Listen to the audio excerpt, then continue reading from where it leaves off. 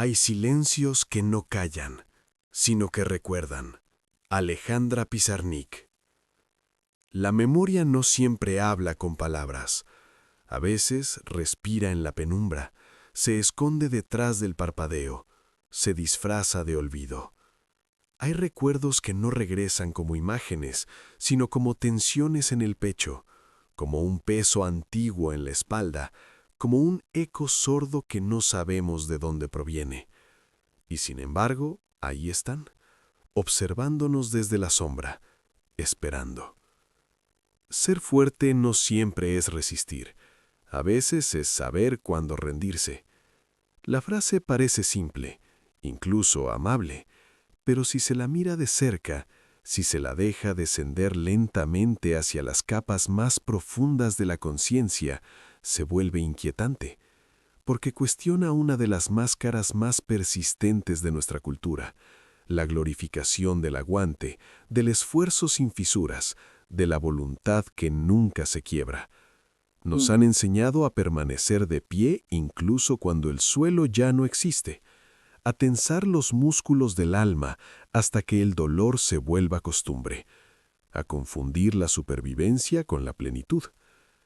Tal vez por eso hay heridas que nunca cicatrizan, no porque sean demasiado grandes, sino porque jamás fueron escuchadas, porque aprendimos a taparlas con ruido, con actividad, con productividad, con distracción. Pero la herida, en silencio, sigue latiendo, como un segundo corazón oscuro. Dentro de cada uno hay un archivo invisible, un depósito de instantes no digeridos, de emociones que no encontraron palabras, de pérdidas que no pudieron ser lloradas. No recordamos esos momentos con claridad, pero ellos nos recuerdan a nosotros. Aparecen en nuestros gestos automáticos, en nuestras reacciones desproporcionadas, en nuestras elecciones repetidas, como si una parte antigua de nuestra psique escribiera el guión de nuestra vida sin consultarnos. Y así avanzamos, creyendo que somos libres, ignorando que caminamos sobre mapas dibujados por sombras.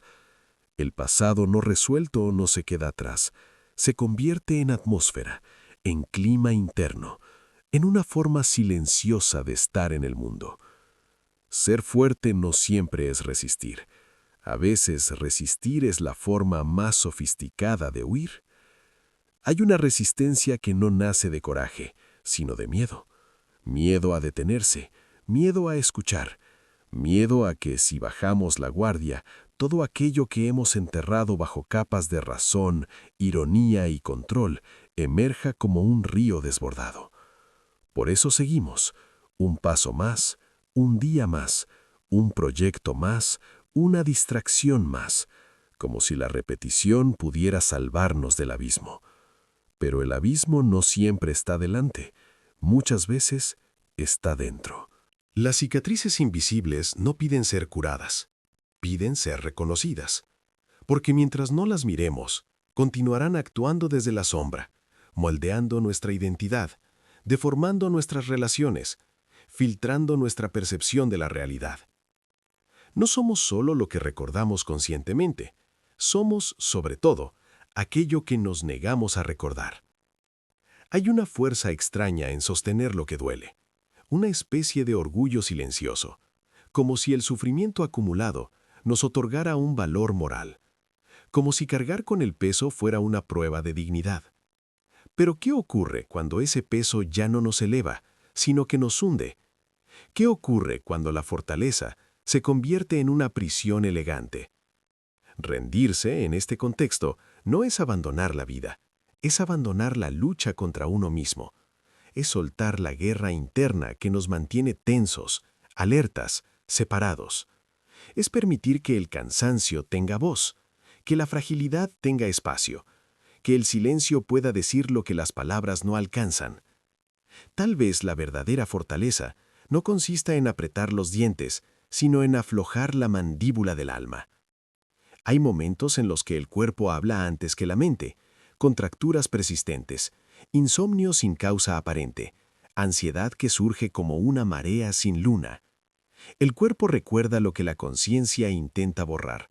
Es un archivo vivo, una biblioteca de sensaciones donde cada experiencia deja una marca. Nada se pierde, todo se transforma. Y sin embargo, seguimos interpretando esos mensajes como fallas técnicas, como errores a corregir, no como símbolos a descifrar. Hemos aprendido a intervenir, no a escuchar, a silenciar, no a comprender, a reparar, no a integrar. Quizá por eso repetimos.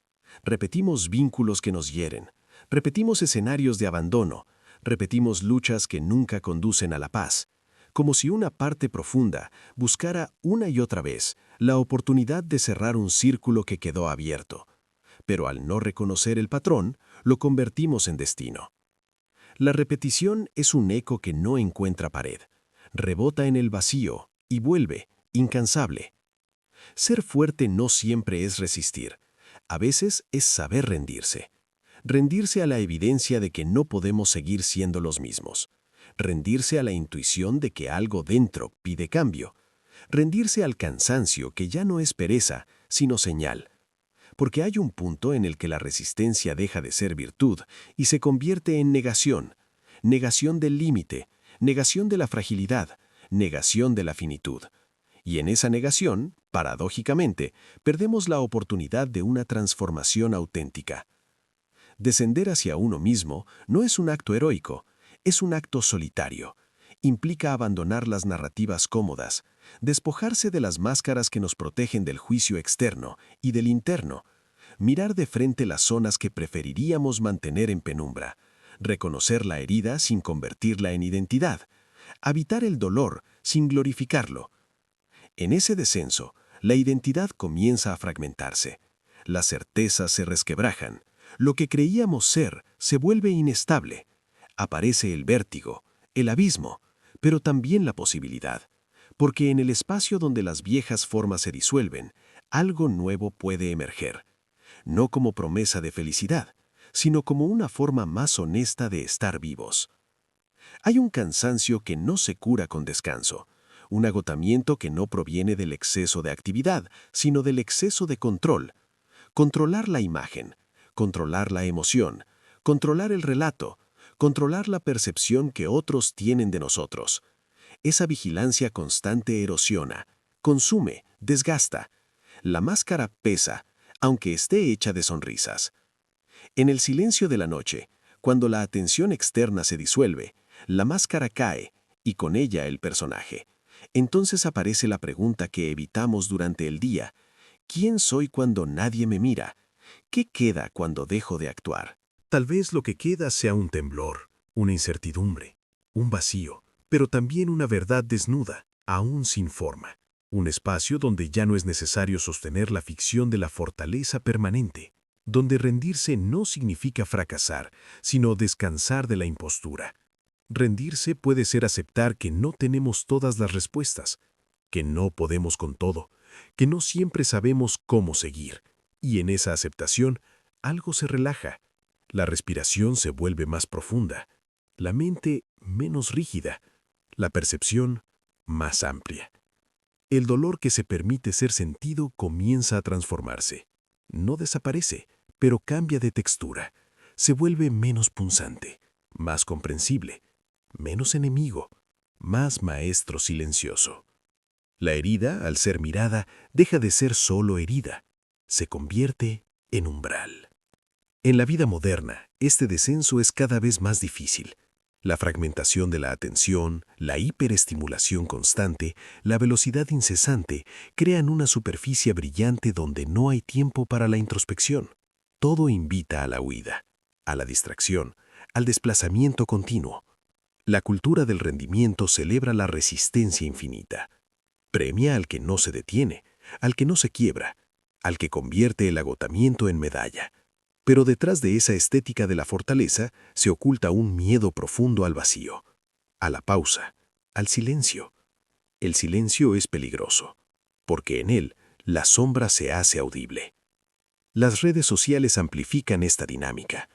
Construimos versiones editadas de nosotros mismos, recortes cuidadosamente seleccionados, sonrisas calibradas, opiniones diseñadas para agradar o provocar. En ese teatro digital, la vulnerabilidad se convierte en riesgo, la duda en debilidad, el cansancio en fracaso. Y así aprendemos a ocultar, a simular, a reforzar la máscara hasta confundirla con el rostro. Pero la psique no olvida. Lo que no se expresa se imprime en el cuerpo, en los sueños, en los lapsus, en las decisiones aparentemente irracionales. El dolor negado no se disuelve, se desplaza, busca nuevas formas de decirse. Tal vez por eso tanto sienten un malestar difuso, una tristeza sin causa clara, una ansiedad sin objeto preciso. No es un vacío inexplicable, es un exceso de silencio acumulado, un grito que nunca encontró garganta. Ser fuerte no siempre es resistir. A veces es saber cuándo rendirse. Rendirse a la necesidad de detenerse, a la urgencia de escuchar, a la intuición de que algo esencial se está perdiendo en la carrera. Pero rendirse no es una solución, es un umbral, un instante suspendido donde la dirección aún no está clara, donde el mapa se desvanece, donde el control se afloja. Y en ese espacio incierto aparece la pregunta que nadie puede responder por nosotros. ¿Qué parte de mí he estado dejando atrás? La cultura contemporánea ofrece miles de respuestas prefabricadas, fórmulas de éxito, recetas de bienestar, promesas de plenitud instantánea. Pero pocas invitan al descenso, pocas toleran la ambigüedad, pocas respetan el tiempo lento de la transformación interior. Porque transformar implica atravesar, y atravesar implica dolor. No un dolor espectacular, sino un dolor sutil, persistente, casi invisible. El dolor de desmantelar viejas estructuras internas, de renunciar a identidades que ya no nos sirven, de despedir versiones de nosotros que alguna vez fueron necesarias. Rendirse, en este sentido, es un acto de lucidez, no de debilidad. Es reconocer que el camino que seguimos ya no conduce a la vida que anhelamos, aunque no sepamos aún cuál es esa vida. Es aceptar que la fortaleza no está en la rigidez, sino en la plasticidad, en la capacidad de cambiar, de adaptarse, de morir simbólicamente para renacer en otra forma. Quizás por eso la rendición asusta tanto, porque implica perder el control del relato, abandonar la ilusión de coherencia, permitirse la contradicción, el no saber, la vulnerabilidad.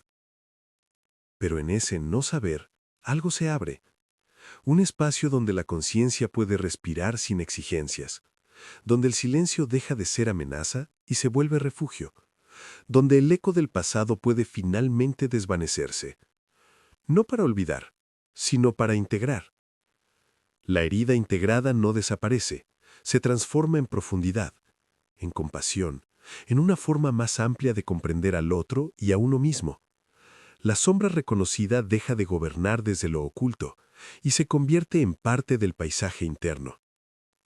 Vivimos en una época que teme a la lentitud, pero la transformación auténtica no conoce atajos, no responde a plazos, no se deja medir. Ocurre en los márgenes, en los intersticios, en los momentos aparentemente improductivos. Tal vez por eso rendirse sea hoy uno de los actos más radicales. Detenerse en un mundo que exige correr, escuchar en una cultura que grita, mirar hacia adentro cuando todo empuja hacia afuera. Rendirse no es desaparecer, es retirarse del ruido para volver a escuchar el pulso esencial.